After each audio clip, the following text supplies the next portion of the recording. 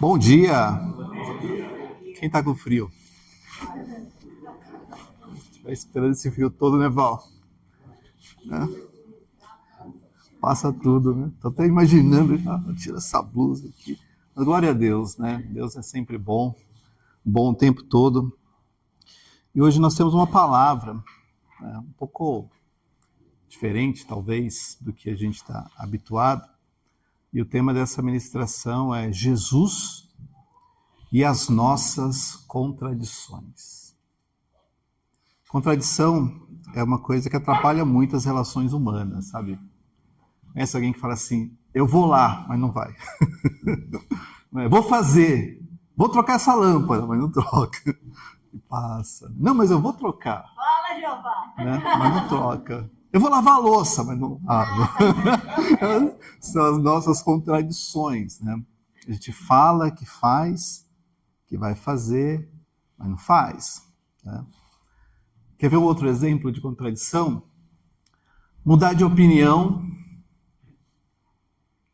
dependendo da circunstância. Eu não gosto disso. Mas para agradar meu bem, eu vou dizer que eu adoro. Né? É um tipo de contradição. Eu sou mais chato, né? Quer ver uma contradição?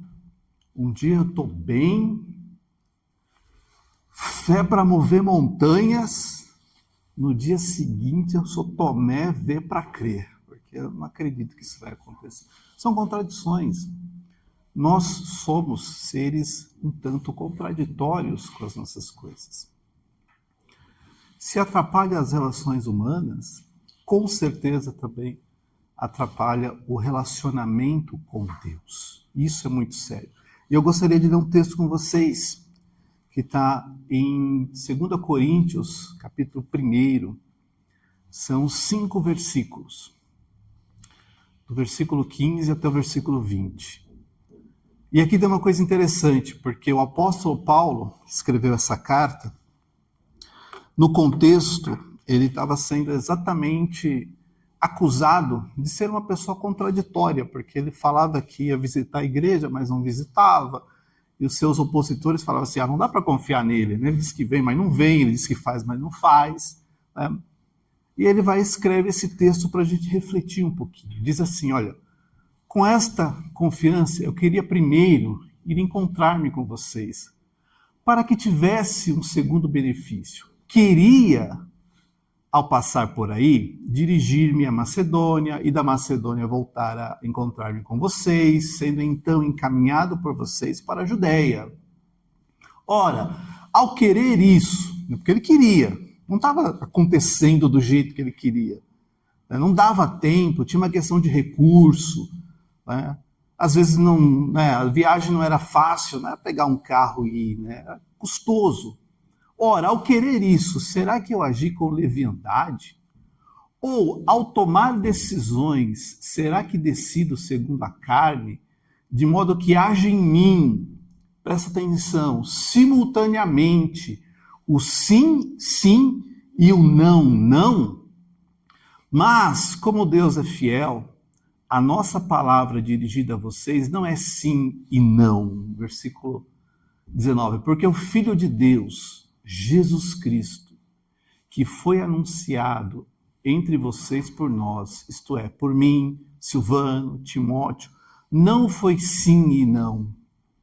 Pelo contrário, nele sempre houve o sim, porque todas as promessas de Deus têm nele o sim.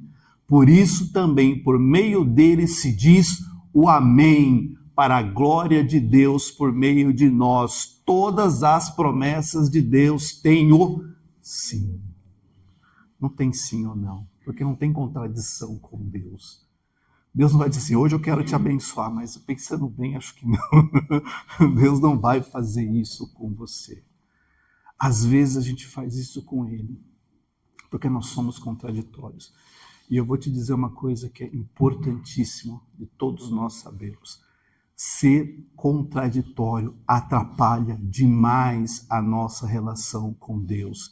Sabe por quê? Porque tem coisas que nós sabemos que temos que fazer, mas preferimos não fazer. Você sabe, mas você não faz. Eu sei, mas eu não faço. E isso é terrível, porque Deus tem uma vida plena para te dar, só que a minha contradição me afasta dessa vida plena, me distancia daquilo que Deus quer para você, daquilo que Deus quer para mim. Isso é muito importante, porque às vezes nós somos o tipo de pessoas que queremos acomodar a forma à massa, sabe? Né? Faz um bolo, né, dona Júlia? Aí você amassa ali, né? Aí o que você tem que fazer? Espalhar a massa na forma, não é? É assim ainda, né? Você espalha a massa na forma, porque os tempos mudam, né, pastora? Para descobrir, né? Mas eu não vejo, né? Quando eu só como o bolo, né? Eu fico a parte mais fácil. Você espalha a massa. Mas sabe o que às vezes a gente quer? A gente quer apertar a forma para caber na massa que a gente é. Está me entendendo? Às vezes, ao invés de eu me espalhar pela forma, e a forma é a vida que Deus me deu, eu quero apertar essa forma para caber naquilo que eu acho que tem que ser. Esse é o mal da contradição. Deus te deu uma vida para você se espalhar nela. Vou me espalhar nessa vida. Mas aí eu tô aquela massa meio sovada, meio dura, que não quer se esparramar, então o que eu faço? Aperto a forma para ficar do tamanho da massa. Contradição. E nós poderíamos ficar falando aqui de inúmeras contradições, mas eu gostaria de meditar com você em apenas 5. A primeira contradição é não orar. A palavra do Senhor diz um versículo muito simples, muito objetivo, muito direto, sem nenhum floreio, sem nenhuma possibilidade de interpretar de uma forma diferente. 1 Tessalonicenses capítulo 5, 17. Orem sem cessar. Orem sem cessar.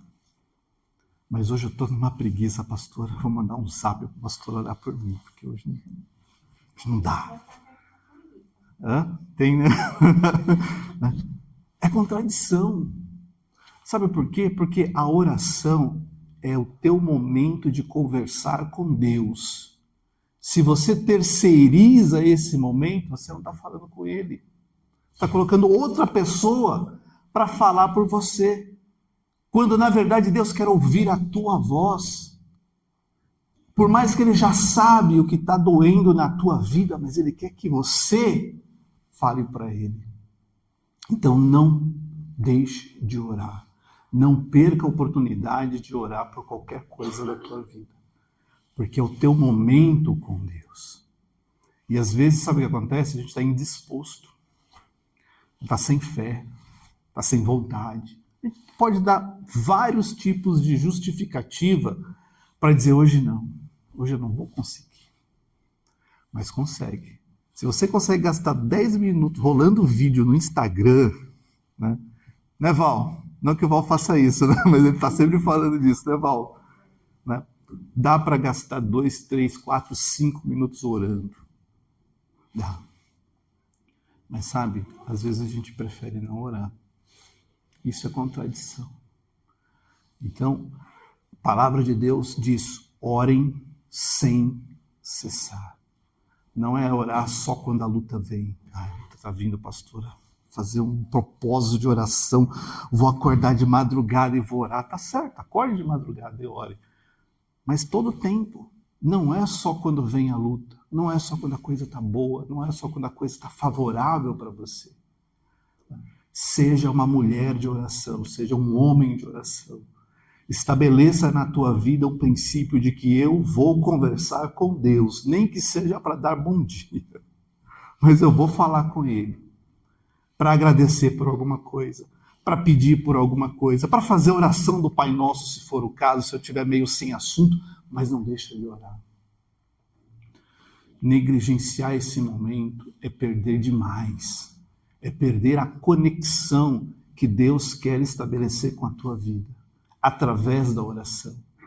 Se você pegar a história do Evangelho, as passagens onde Jesus né, fez grandes coisas, você vai ver que tem momentos nessa vida que Jesus estava fazendo o quê? Orando. Agora, gente, imagina, se o Filho de Deus parava para orar, por que eu também não vou? Então, ore. Ore por aquilo que você deseja.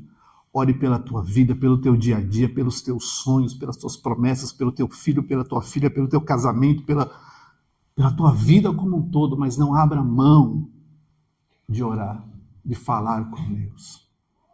Cada vez que você diminui esse hábito de orar, mais vulnerável você fica.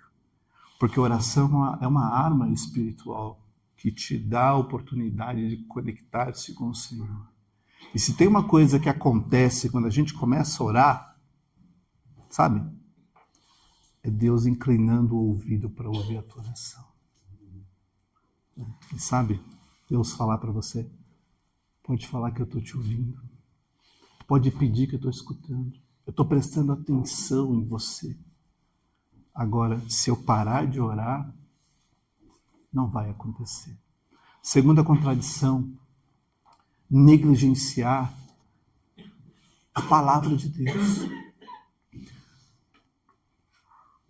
Quando Moisés morreu, ele deixou uma Bíblia com 5 livros para Josué. Era até fácil de ler, né, Val? Só tinha 5. E Deus chegou para Josué e falou assim, Josué, Moisés morreu.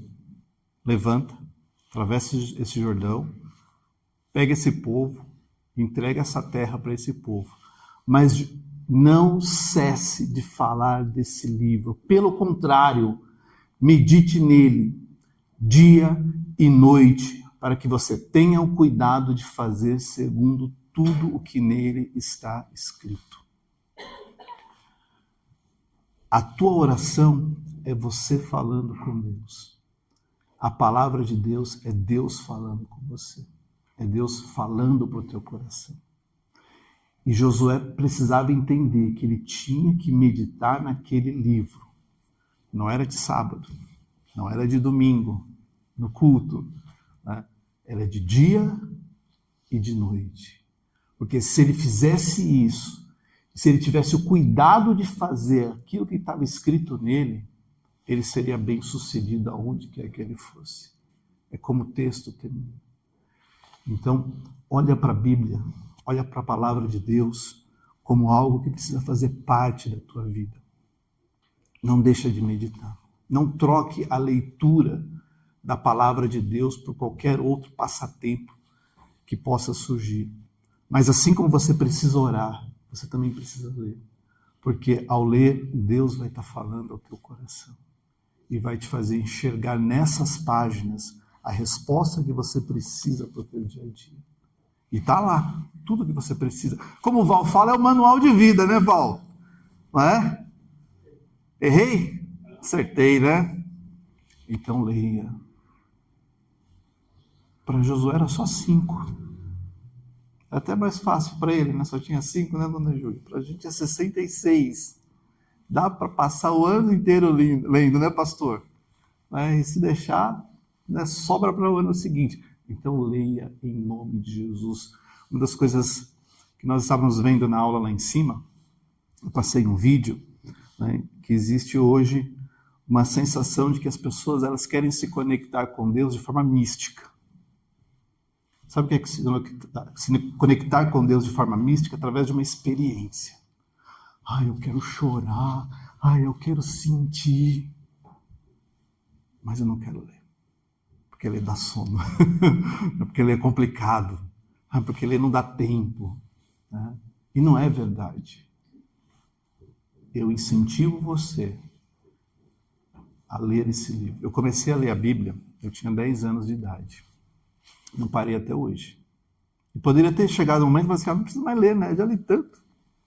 Né? E eu, com 10 anos de idade, eu pegava a minha Bíblia, uma Bíblia pequenininha, e ficava marcando os versículos que eu já tinha lido. Comecei pelo Novo Testamento. Genealogia de Jesus Cristo, Mateus, capítulo 1. Ficava imaginando, não entendo nada desses nomes, mas eu estava lendo. Né? Quer ver uma coisa interessante que aconteceu aos 11 anos na escola? Olha só essa, pastora. Acho que eu nunca contei nem para a Rosana. Talvez tenha contado, não lembro. Uma professora de português falou para mim, assim, Edivaldo, você tem uma boa interpretação de texto, é incrível, né? Mas eu acho que eu já sei por quê. Você lê a Bíblia, não é? Eu leio, professor. É um livro difícil. É um livro difícil. Então eu vejo que essa leitura te fez bem. Eu nunca imaginei, e lembrei agora disso, né? Estava meio perdido na minha memória. O que isso quer dizer? Se uma criança de 10 anos de idade que começou a ler a Bíblia fez tão bem para ela, será que eu com 40, com 50, com 30 não vou poder aproveitar o privilégio que é ler esse livro que transforma vidas? Então leia em nome de Jesus. Amém? Não negligencie a tua leitura. Tá? Não faça de conta que a tua experiência com Deus exclui a leitura, porque isso é mentira. Tudo que você precisa é meditar nesse livro de dia e de noite, tomar o cuidado de fazer tudo que nele está escrito, porque tudo que você fizer vai prosperar em nome de Jesus. Em terceiro lugar, outra contradição: não perdoar. Não perdoo jamais. Peguei ranço, eu peguei raiva, eu peguei bronca e esquece, não quero ver nem pintado de ouro. Só que olha o que Jesus, e aqui não é o pastor, não é a pastora, Jesus falou: perdoa-nos as nossas dívidas, assim como nós também, não é eventualmente, não é quando dá tempo, é também perdoamos os nossos devedores. Gente, o perdão é espiritual, porque Deus te perdoou. Deus me perdoou. E na oração que Jesus nos ensinou, ele colocou algo que às vezes a gente ignora, que é perdoar as nossas dívidas, como nós também perdoamos aqueles que devem alguma coisa, aqueles que fizeram mal para a gente. Então não guarde rancor. Isso é uma contradição. Ah, mas fez mal, mas eu sofri, eu chorei, né? A gente não quer perdão, a gente quer vingança. Fala a verdade, né? A gente quer vingança.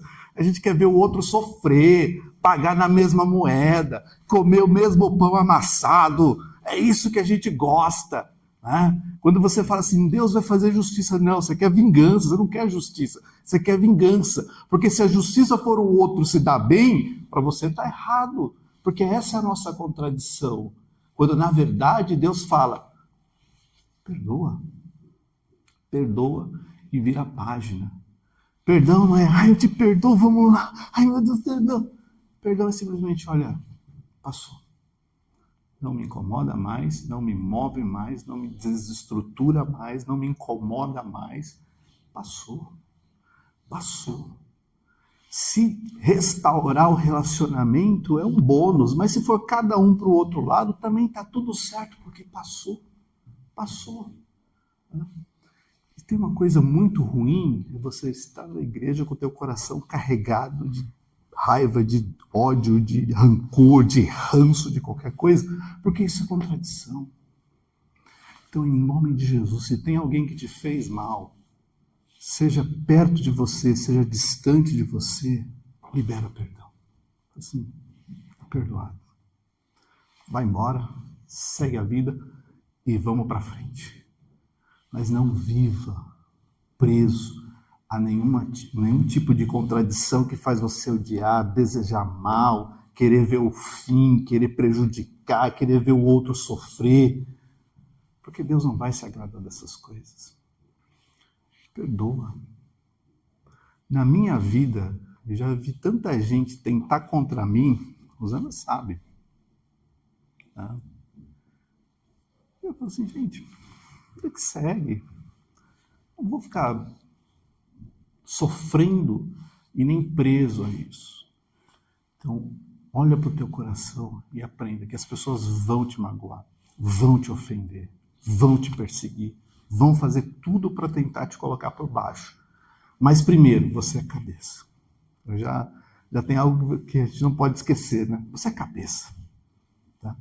E segundo, perdão é algo que amontoa cinza na cabeça dessas pessoas que estão te perseguindo, que estão querendo ver você se prejudicar. Então perdoa. Senhora, perdoado. Né? Vire a página. Deixei para lá. Você vai até ficar mais leve. Porque não vai descarregar no teu corpo esse negócio ruim de mágoa, de ressentimento e de tudo ruim. Outra contradição, não amar. Olha este versículo, palavra de Jesus. E ainda bem que é dele, né? Que é para ninguém questionar. Digo, porém, a vocês que me ouvem, amem os seus inimigos.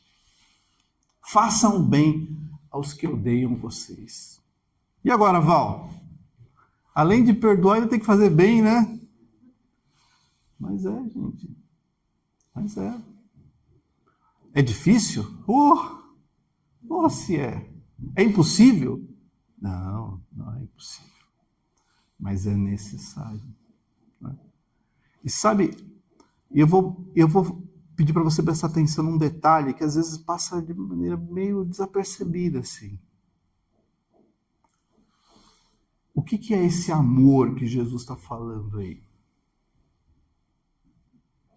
Esse amor que Jesus está falando aí, amem os seus inimigos, tem um sentido. E ele está descrito, explicado, desenhado em 1 Coríntios capítulo 13. O amor é paciente. Então, quando ele fala para você amar, na verdade ele está falando para você também ser paciente. Não desejar o mal, não se arder em ciúmes, não procurar apenas aquilo que é conveniente para você. É desse amor que Jesus está falando, que você precisa tratar até aqueles que te perseguem. Olha que coisa interessante. É esse amor. E você vai olhar a pessoa e vai falar assim, não, ele está precisando de uma ajuda, eu vou ajudar. Sempre que eu leio esse versículo, eu lembro do pastor Júlio dando um testemunho falando de uma pessoa do trabalho, né, pastor? Que tinha uma bronca. Era a perseguição por tabela. Só que ao invés de, tomara que essa pessoa se dê mal, tomara que essa pessoa sofra, né, pastor? O que ele fez? Consciente ou inconscientemente? Ele fez Lucas 6, 27. E está simples assim, e não é complicado. Só que como nós somos contraditórios, a gente fala, não, imagina que eu vou amar os meus inimigos, eu não consigo nem amar os meus amigos, eu vou amar os meus inimigos, né? Até parece. Mas é isso, gente. Pega 1 Coríntios capítulo 13, você vai ver o que é amor. Não é, isso aí pode ser outra coisa, mas amor é ser paciente, é ser bondoso, é ser prestativo, é ser justo, é se compadecer, porque estamos todos numa mesma jornada. Até aqueles que te perseguem também estão na jornada deles. Mas você quer ser luz? Está aqui um bom exemplo. Amém? Para terminar, domínio próprio. Meu Deus do céu. Olha esse provérbio de Salomão. Capítulo 25, versículo 28. Como cidade derrubada que não tem muralhas, assim é aquele que não tem domínio próprio. Na visão de Salomão, uma cidade derrubada, uma cidade sem muros, era uma cidade onde qualquer um podia entrar e fazer o que bem entender. Podia saquear, podia roubar, podia invadir. Vou morar aqui, porque aqui está tudo derrubado mesmo, aqui vai ser meu lugar, eu vou colocar uma faixa aqui, porque está tudo derrubado, não tem dono. Né? Então, domínio próprio é ser dono das tuas emoções, dono das tuas reações. É você olhar e falar assim, eu não vou ser mais essa pessoa instável. Eu não vou ser mais essa pessoa que reclama à toa, que chora à toa, que grita à toa, que briga à toa, mas eu vou me controlar. Porque isso é domínio próprio. Você fala, Senhor, eu não vou ser mais refém das minhas reações. Na hora do pânico, na hora do desespero, na hora do medo, eu não vou me deixar tomar por esses sentimentos, mas eu vou me controlar, porque eu tenho domínio próprio. E uma das coisas que destrói é você perder o controle. Porque quando você perde o controle, você perde a razão. Quem já ouviu essa expressão? Perdeu o controle e perdeu a razão. É difícil? Se é. Né? Imagina, né? Você tem aquele carro lindo e maravilhoso, teu xodó que você limpa todo sábado à tarde, alguém vai lá e risca a tua lataria no estacionamento. O que você faz? Né? Fica bravo, quer bater, quer xingar, quer acertar no primeiro que passar na frente. E tem gente que faz exatamente isso, porque não tem domínio próprio. Só que você não é assim em nome de Jesus. Se você está assim, peça para Deus te transformar. Senhor, eu preciso de domínio próprio.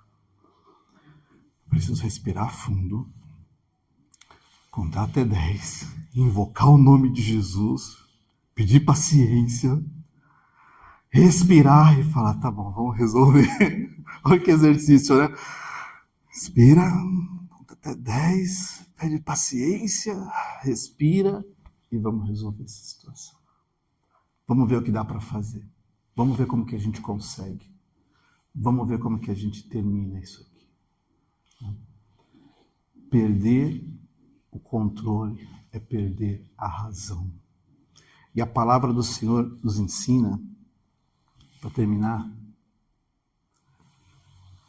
que a vida com Cristo, ela só faz sentido se você vencer a tua contradição.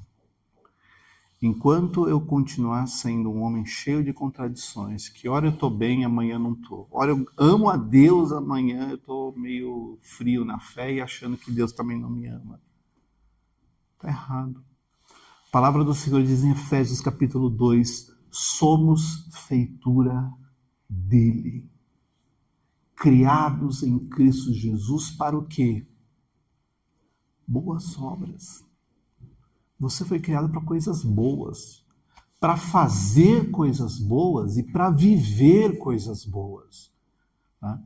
Esse sofrimento, esse medo, essa dor, esse problema pode passar pela tua vida, mas não é para ser a tua vida.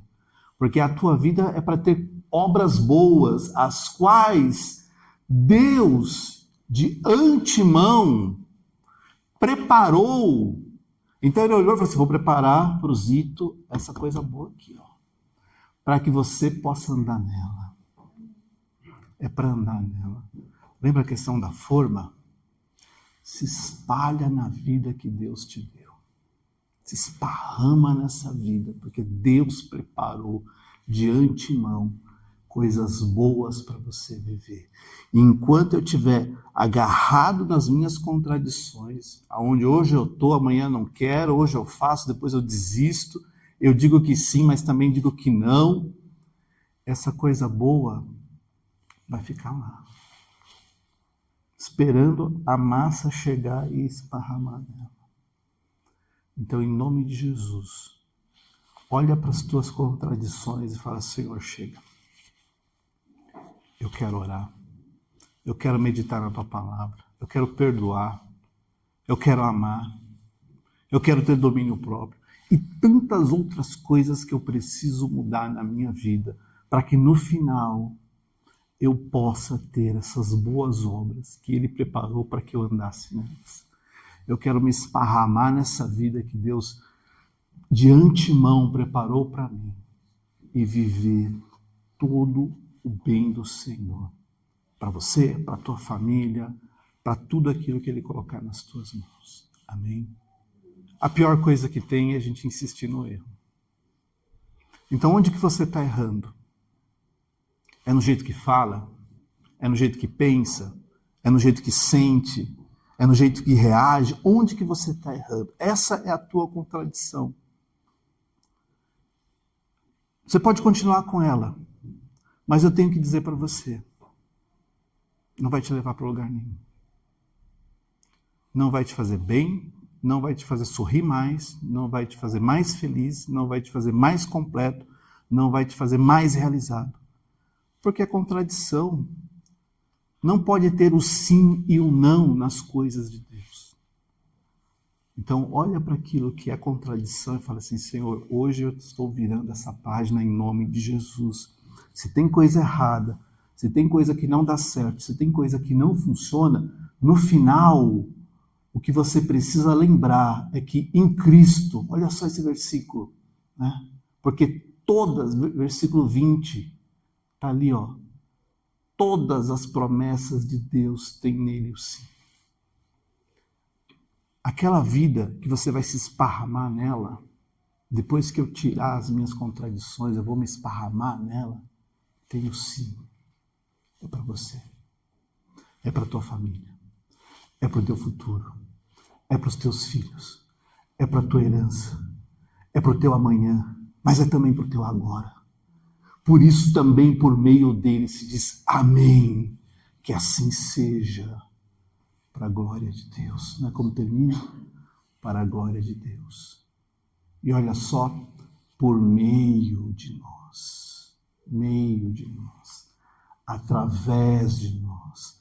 Acontecendo em nós. Então, abra a mão do contraditório. Daquilo que é uma pedra no teu sapato. E fala assim, Senhor, eu vou me acertar nisso. E vou dar certo nisso. E vou viver o sim nisso. E também vou viver o amém nisso. Para a glória de Deus, através de você. Fecha os teus olhos. Curva a tua cabeça. Se Deus pudesse dizer alguma coisa para você agora, no teu coração, que faria você mudar de chave definitivamente, o que seria? É ser mais paciente. É ser mais bondoso, é esperar mais, é reduzir a ansiedade, é beber mais água. O que Deus faria por você? Porque nesta palavra Ele está dizendo sim, eu faço por você, eu mudo você, eu aperfeiçoo você, eu transformo você, eu limpo você, eu restauro você, eu levanto você, eu abençoo você, eu restituo para você, eu faço para você sim, porque nele tem o sim. Não tem o sim e o não, não tem o talvez, não tem o será, não tem o quem sabe. Tem o sim de Deus para a tua vida. E se você veio nessa manhã buscando sim, então deixa diante do Senhor as tuas contradições, deixa diante do Senhor aquilo que impede você de espalhar nessa forma, nessa vida que Ele desenhou para você. Porque Ele tem o sim, Ele tem o amém, e o amém quer dizer que assim seja, vai acontecer, porque nele tem essas promessas. E toda a tua contradição vai ficar embaixo dos teus pés em nome de Jesus. Para você orar e dizer assim, Senhor, eu não sou mais contraditório. Eu não acordo bem hoje e amanhã eu estou mal. Eu não tenho fé, mas amanhã eu duvido. Eu não vejo uma pessoa fazendo o mal e fico com ódio, eu fico com raiva. Eu não olho para a tua palavra e esqueço, mas eu medito nela de dia e de noite. Eu estou aqui para amar. Eu estou aqui para fazer a tua vontade, para ter domínio próprio, para educar meus filhos nos teus caminhos, para cuidar do meu casamento, para cuidar dos meus sonhos, para crescer no meu trabalho. Minhas contradições estão aos pés do Senhor agora. Lança diante dele. Lança diante dele contradições que te fazem até tirar o sono à noite. Contradições que fazem você acordar de manhã e falar assim, Deus, eu não consigo, eu não sou essa mãe, eu não sou esse pai, eu não sou essa esposa, eu não sou esse marido. Joga isso diante do Senhor e fala, não, Não é assim, porque nele sempre houve o sim. Todas as promessas de Deus para a tua vida têm o amém. E você vai viver em nome de Jesus. Declara assim comigo: Senhor, me perdoa pela minha contradição, pela minha fraqueza, pela minha limitação. Tiro tudo isso da minha vida, lanço aos teus pés, coloco diante de ti e peço que no Senhor todas as promessas tenham sim e tenham amém, para a honra e glória do Senhor, em nome de Jesus. Deixa eu orar por você. Senhor meu Deus, obrigado primeiro por essa palavra, Senhor. Não imaginava, Senhor, que tinha tanta contradição no nosso coração. Às vezes a gente te conhece de ouvir falar, às vezes a gente está aqui e não percebe, Senhor, que tem coisas que a gente tem que tirar da nossa vida. Mas eu sei que com o Teu Espírito Santo habitando em nós, nós podemos tirar a contradição, tirar, Senhor, aquilo que é o sim e o não, aquilo que é o talvez, aquilo que é o medo, a ansiedade. Então tira mesmo, Senhor. Faz de nós novas criaturas, novos homens, mulheres que andam com o Senhor, sabendo que tem um sim sobre a nossa vida. Tem um amém sobre nós, sobre as promessas que o Senhor fez por nós. Se amanhã, Senhor, a nossa contradição voltar, se a gente agir de forma contraditória, que a Tua misericórdia, Senhor, se manifeste sobre nós e que o Senhor nos lembre que nós não precisamos mais ser assim, que nós não precisamos mais viver dessa forma, que tem uma forma para espalhar a nossa vida, e essa forma é a vida que o Senhor desenhou para nós. Então deixa a gente se acomodar para a honra e glória do Teu nome, Senhor. Que o inimigo, que às vezes lança ciladas contra nós, veja que a partir de agora nós somos diferentes, para a honra e glória do Teu santo nome, Senhor. Que o mundo veja que nós somos diferentes, para a honra e glória do Teu santo nome. Que ao olhar no espelho, Senhor, nós possamos ver que estamos diferentes, para a honra e glória do Teu nome. E que a velha criatura, cheia de contradição, cheia de medo, cheia de manias, não prevaleça mais na nossa vida, mas faz de nós homens e mulheres transformados pelo Senhor. É o que eu te peço, meu Deus, em nome de Jesus. Amém e amém. Que Deus te abençoe.